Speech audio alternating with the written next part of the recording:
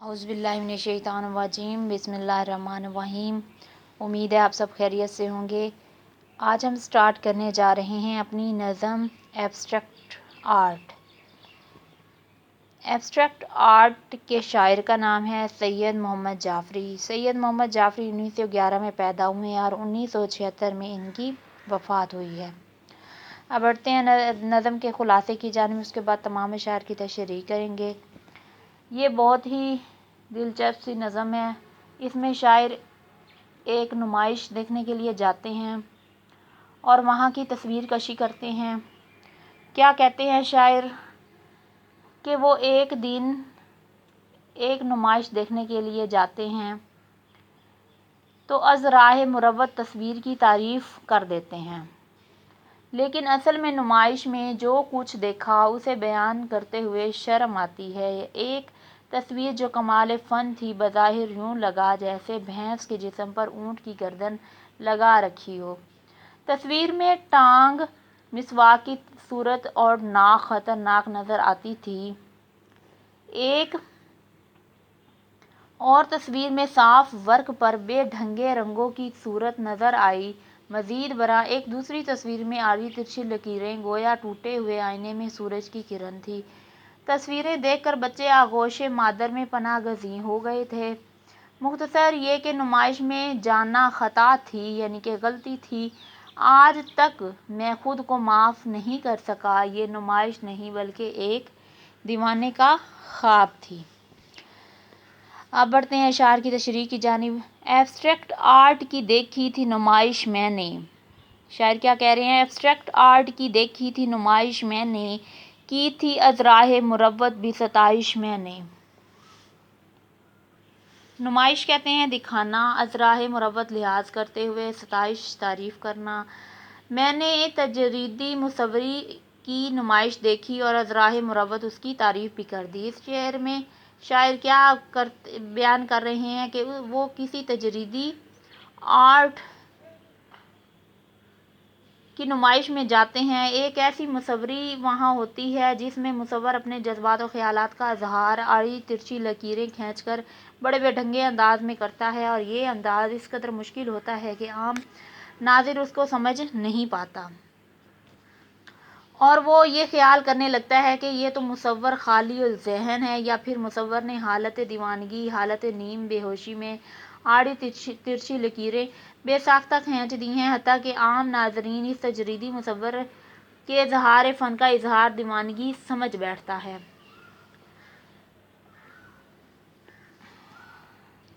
शायर मज़ीद कहते हैं, गोया तस्वीर समय से बाला तर थी, लेकिन ज़माने के कुछ आदाब होते हैं, कुछ रसूम का भी लिहाज करना पड़ता है। शायर ने जब देखा कि बेशतर लोग तस्वीर की तारीफ़ में ज़मीन आसमान के कलाबे मिला रहे हैं, तो वो भी हकीकत से आँख चुरा कर उन तस्वीर की तारीफ़ करने लगा। इस फजूल नुमाइश की तारीफ़ तो कर दी, लेकिन हकीकत में करने के काबिल नहीं थी। अब बढ़ते हैं अगले शेर की जानिब। आज तक दोनों गुनाहों की सज़ा पाता हूँ, लोग कहते हैं कि क्या देखा तो शर्माता हूँ।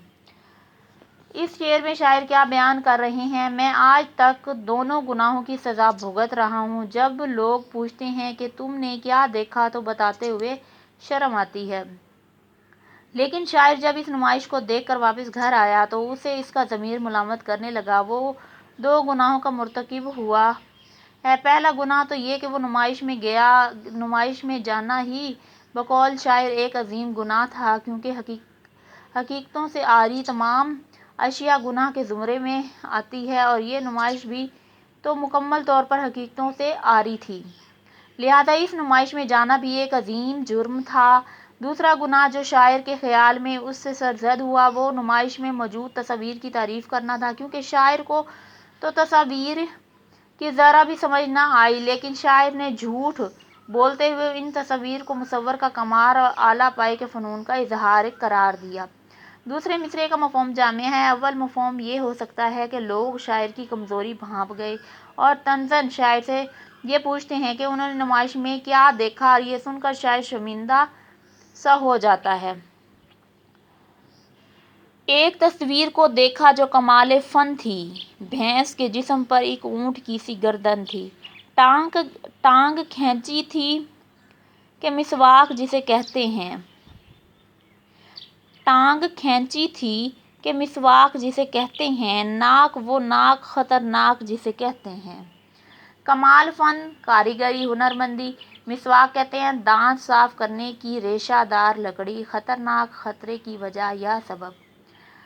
میں نے ایک تصویر دیکھی کہ جسے بھینس کے جسم پر اونٹ کی گردن بنی ہوئی تھی اور اسے کمال فن کا کمال ظاہر کیا گیا تھا۔ اس تصویر کی ٹانگ مسواک کی طرح لگتی تھی اور ناک بھی خطرناک تھی۔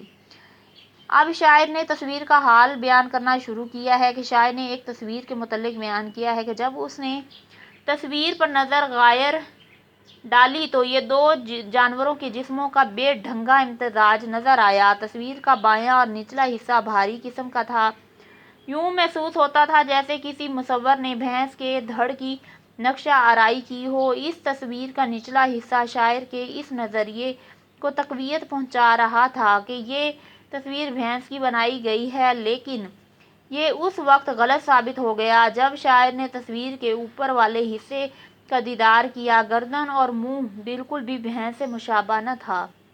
گردن جو کھینچی گئی تھی وہ بھینس کے گردن سے کہیں زیادہ طویل تھی۔ شاعر نے کافی غور و خوض کیا تو اس نتیجے پر پہنچا کہ تصویر میں بنائی گئی گردن اور منہ کافی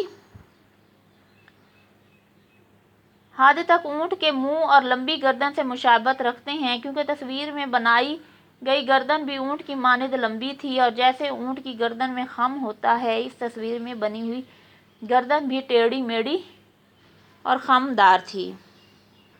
دوسرے شعر میں شاعر کہتا ہے، تصویر کے ٹیڑھے پن کی توضیح کرتا ہے۔ شاعر کہتا ہے کہ یہ تصویر اور اونٹ کی امتزاجی تصویر کی ٹانگیں جب دیکھیں تو بے حد بھدی سی نظر آئیں، کافی طویل اور سونے پہ سہاگا کے پتلی بھی تھیں۔ ان ٹانگوں کی بھینس کی صحت مند ٹانگوں سے کوئی مماثلت نہ تھی۔ شاعر کچھ دیر سوچتا رہا کہ آخر یہ ٹانگیں کس جانور کی ہو سکتی ہیں، لیکن شاعر کے ذہن میں کوئی جانور ایسا نہ تھا جو ان کے ذہن میں آیا جس کی ٹانگیں پتلی ہوں۔ الغرض شاعر کو مجبوراً مسواک کا سہارا لینا پڑا۔ مسواک کی تشبیہ ان ٹانگوں کے لیے بے حد موزوں تھی، کیونکہ دونوں میں طوالت اور پتلا پن پایا جاتا ہے۔ اب بڑھتے ہیں اپنے نیکسٹ شعر کی جانب۔ ایک تصویر کو دیکھا کہ یہ کیا رکھا ہے، ورق صاف پہ رنگوں کو گرا رکھا ہے، آڑی ترچھی سی لکیریں تھیں وہاں جلوہ فگن، جیسے ٹوٹے ہوئے آئینے پہ سورج کی کرن۔ آڑی ترچھی ٹیڑھی میڑھی کرن سورج یا چاند کی شعاع کو کہتے ہیں۔ جلوہ فگن جلوہ دکھانا، سج دھج کر سامنے آنا۔ اب مفہوم کی جانب بڑھتے ہیں۔ ایک اور تصویر یوں نظر آئی جیسے کورے کاغذ پر رنگوں کو گرایا ہوا ہو، یوں لگتا تھا کہ ٹوٹے ہوئے آئینے پر سورج کی کرنیں چھن چھن کر پڑ رہی ہوں۔ زیر تشریح شعر میں شاعر دوسری تصویر کے متعلق اپنے خیالات کا اظہار کر رہا ہے۔ شاعر کہتا ہے کہ وہاں پڑی ہوئی ایک اور تصویر کو دیکھا تو یہ پہلی سے بھی قدرے بری نظر آنے لگی، کیونکہ پہلی تصویر میں تو پھر بھی شاعر نے سر، دھڑ اور گردن وغیرہ کو نمایاں کیا تھا، لیکن اس تصویر میں تو ماجرا مختلف تھا۔ شاعر نے بہت کوشش کی کہ تصویر کو سمجھ سکے کہ مصور نے کس چیز کو اپنے قلم کی زینت بنانے کی کوشش کی ہے۔ شاعر نے اپنے ذہن پر زور دیا، لیکن تصویر کسی بھی جاندار یا بے جان شے سے ملتی دکھائی نہ دی۔ لہٰذا شاعر نے تصویر کو کسی بھی چیز سے تشبیہ دینے کی بجائے کہہ دیا کہ فی الحقیقت یہ کوئی تصویر نہ تھی، بلکہ مصور نے رنگوں کی 4-5 شیشیاں اکٹھی کر کے کاغذ پر انڈیل دی تھیں۔ تصویر میں موجود موٹے موٹے دھبے شاعر کے اس نظریے کو مزید تقویت پہنچا رہے تھے کہ یہ تصویر واقعی رنگوں کا مرکب ہے۔ دوسرے شعر میں شاعر نے اس تصویر کے مزید نقائص بیان کیے ہیں۔ شاعر کہتا ہے کہ تصویر میں دھبوں کے علاوہ بے ڈھنگی لکیریں بھی جلوہ فگن تھیں۔ یہ لکیریں تھیں نہ کہ تصویریں۔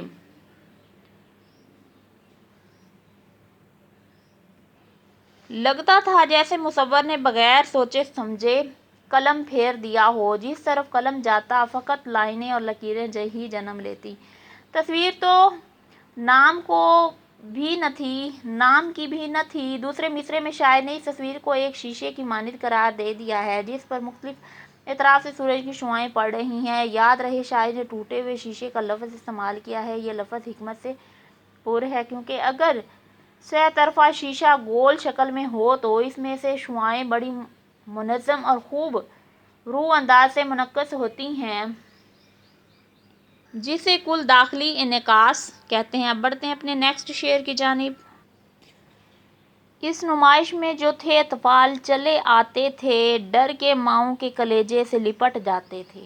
اطفال بچوں کی جمع ہے، کلیجہ سینے سے۔ اس نمائش کو دیکھ کر بچے بھی اس قدر خوف زدہ ہو رہے تھے کہ ماؤں کے سینے سے چمٹ جاتے تھے۔ اب بڑھتے ہیں تشریح کی جانب۔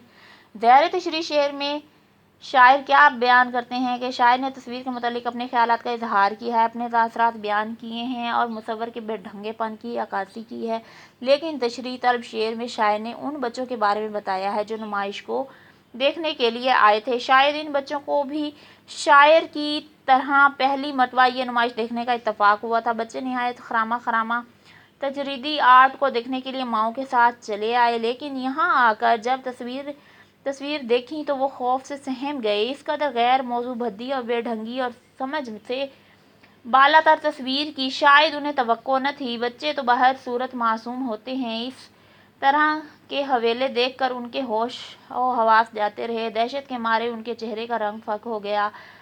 یہ منظر دیکھ کر بچے تاب نہ لا سکے اور بھاگ کر اپنی ماؤں سے لپٹ جاتے تھے۔ اب بڑھتے ہیں اپنے نیکسٹ شعر کی جانب۔ الغرض جائزہ لے کر یہ کیا ہے انصاف، آج تک کر نہ سکا اپنی خطا خود میں معاف۔ الغرض جائزہ لے کر یہ کیا ہے انصاف، آج تک کر نہ سکا اپنی خطا خود میں معاف۔ الغرض مختصراً قصہ مختصر، جائزہ لے کر غور و خوض کر کے یعنی کہ پڑتال کر کے، خطا یعنی کہ غلطی اور قصور کو کہتے ہیں۔ شاعر کہتے ہیں مختصر یہ کہ میں خود شاعر ہو کر بھی اپنے آپ کو معاف نہیں کر سکا۔ زیر تشریح طلب میں شاعر کہتے ہیں اپنے آپ کو ملامت کر رہا ہے۔ شاعر کہتا ہے کہ جب میں نے بیٹھ کر اس تمام واقعے پر غور و خوض کیا، نمائش میں جو بیتی اس پر ایک غائر نظر ڈالی، انصاف سے اپنا احتساب کیا اور عدل کے ترازو میں اس نمائش کو تولا، تو میں بذات خود اس نتیجے پر پہنچا ہوں کہ واقعتاً مجھ سے بہت بڑی غلطی سرزد ہو گئی ہے۔ شاعر سے دو بڑی غلطیاں سرزد ہوئی ہیں۔ اول تو اسے معلوم بھی تھا کہ تجریدی آرٹ کی نمائش فضول ہوتی ہے، اس میں مصور فضول قسم کی تصویریں تشکیل دیتا ہے اور یہ فن قواعد و ضوابط سے عاری ہوتی ہے۔ دوسرا یہ کہ شاعر نے تصویر کا جب بغور مشاہدہ کیا تو اسے معلوم بھی ہو گیا تھا کہ تصویر خوبیوں سے عاری ہے اور بالکل فضول اور بے ڈھنگی ہے، لیکن پھر بھی شاعر نے رسماً اس کی تعریف کر دی۔ اب بڑھتے اپنے آخری شعر کی جانب۔ میں نے یہ کام کیا سخت سزا پانے کا، یہ نمائش نہ تھی ایک خواب تھا دیوانے کا۔ دیوانہ، بیوقوف، ذہنی مریض، خواب خیالی۔ مفہوم کی جانب بڑھتے ہیں۔ تجریدی آرٹ کی نمائش میں جانا دراصل قابل سزا جرم ہے اور یہ نمائش نہ تھی بلکہ ایک پاگل کا خواب تھا۔ زیر تشریح شعر میں شاعر کہتے ہیں کہ میرا ضمیر مجھے معاف کرنے کے لیے تیار نہیں اور کسی قیمت پر اس جرم عظیم کو معاف نہیں کر سکتا، لہٰذا میں نے خود اپنی سزا بھی تجویز کر لی ہے۔ وہ کہتا ہے کہ میں نے اپنے لیے یہ سخت سزا کافی غور و فکر کے بعد تجویز کی ہے کہ نمائش کے بارے میں تمام حالات کو مد نظر رکھتے ہوئے، وہاں کی تصاویر کے تناظر میں اور ایبسٹریکٹ آرٹ کی اس بے ڈھنگی نمائش کو ذہن میں رکھ کے میں نے یہ فیصلہ کیا کہ یہ نمائش دیوانے کا خواب تھا اور کچھ بھی نہیں تھا۔ اب بڑھتے ہیں اپنی مشق کی جانب۔ درست جواب کے شروع میں ٹک کا نشان لگائیں۔ شاعر نے تصویر کی تعریف کیوں کی؟ ان سے متاثر ہو کر، فن کی باریکی کو سمجھ کر، ان کی خوبصورتی کی وجہ سے، محض مروت سے۔ اس کا آنسر ہے محض مروت سے۔ شاعر نے تصویر میں بھینس کے جسم پر کس جانور کی گردن دکھائی؟ گائے کی، اونٹ کی، بکری کی، ہاتھی کی؟ تو اس کا آنسر ہے اونٹ کی۔ شاعر کے خیال میں نمائش حقیقت میں کیا تھی؟ ایک یادگار نمائش، دیوانے کا خواب، آرٹ کی خدمت۔ تصاویر کا قابل قدر نمونہ، تو اس کا آنسر ہے دیوانے کا خواب۔ اگلا کوشچن ہے مندرجہ ذیل الفاظ کو اپنے جملوں میں استعمال کریں۔ ستائش، قائد اعظم کی جدوجہد قابل ستائش تھی۔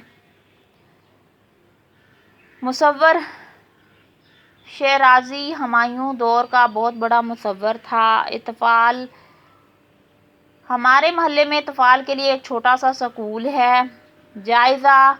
جائزہ غائر کے بعد نتائج اخذ کرنے چاہئیں۔ نمائش، آج سٹی پارک میں تصاویر کی نمائش تھی۔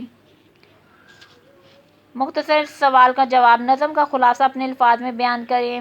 جیسا کہ ہم نے تشریح کو بیان کیا وہی اس کا خلاصہ تھا، مختصر جواب دیں۔ شاعر نے کس قسم کی آرٹ کی نمائش دیکھی؟ شاعر نے تجریدی مصور کی بے ڈھنگ نمائش دیکھی۔ کیا شاعر اس نمائش سے متاثر ہوا؟ شاعر نے نمائش نہیں، بالکل بھی متاثر نہیں ہوا۔ شاعر نے نمائش کی تعریف کی کیونکہ مروت کی خاطر شاعر نے تعریف کر دی۔ نمائش کی تصویروں کا بچوں پر کیا اثر ہوا؟ بچے خوف زدہ ہو کر آنگن مادر میں پناہ گزین ہو گئے، یعنی کہ ڈر گئے۔ شاعر اس نمائش کو کیا قرار دیتا ہے؟ ایک دیوانے کا خواب۔ نظم کے دو اشعار کی تشریح کریں جو ہم پہلے بھی کر چکے ہیں۔ یہیں پر ہماری لیسن کا اختتام ہوتا ہے۔ اسی کے ساتھ ہی ہمیں اجازت دیجیے۔ اللہ حافظ۔